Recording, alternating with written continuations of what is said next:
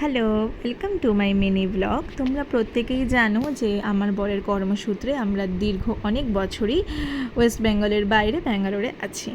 তো আমার প্রায় 1.5 বছর হয়ে গেল এবং আমার বরের প্রায় 7 বছর হয়ে গেল। তো সেখানকারই একটা উইকেন্ডের গল্প চলো তোমাদের সাথে শেয়ার করি। তো আমরা প্রত্যেক উইকেন্ডেই ভাবি যে কোথায় যাওয়া যায়, কোথায় গিয়ে আমাদের যে সন্ধ্যের সময়টা সেটা স্পেন্ড করা যায়।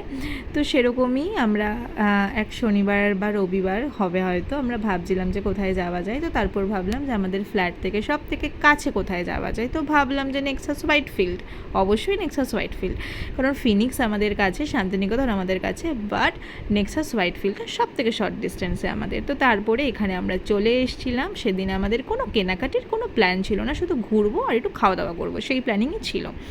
তারপরে এখানে তো আমরা ঘুরে ফিরে নিচ্ছিলাম। সেদিন যেহেতু উইকেন্ড, অনেক লোকজন ছিল সেখানে। দেন আমরা ফটো ক্লিক নিয়ে নিচ্ছিলাম, ভিডিও ক্লিপস নিয়ে নিচ্ছিলাম।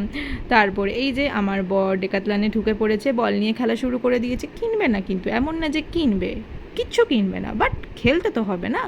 দেন আমরা এখানে জিনিসপত্র দেখে নিচ্ছিলাম, কোনোটাই কিনবো না, বাট জিনিসপত্র তো দেখতেই হবে, তাই না? তো দেন এখানে জিনিসপত্র দেখে নিয়ে, আর হ্যাঁ, সেদিন কিন্তু আমাদের প্ল্যানিং ছিল যে আমরা এখানকার কোনো ফুড কোর্টে খাবো না। দেন এখানে আমরা ঘুরে মিরার সেলফি নিয়ে নিয়েছিলাম। দেন আমরা কুন্দনালি গেটে নেমে আমরা বার্গার সিংয়ে ঢুকে পড়েছিলাম। আমরা বার্গার নিয়ে নিয়েছিলাম। বার্গার আমাদের দুজনারই খুবই ফেভারিট, আমার একটু বেশি ফেভারিট। তো এইভাবেই আমরা আমাদের উইকেন্ডটা স্পেন্ড করলাম। তোমাদের কেমন লাগলো জানিয়ে। ওকে, চলো টাটা।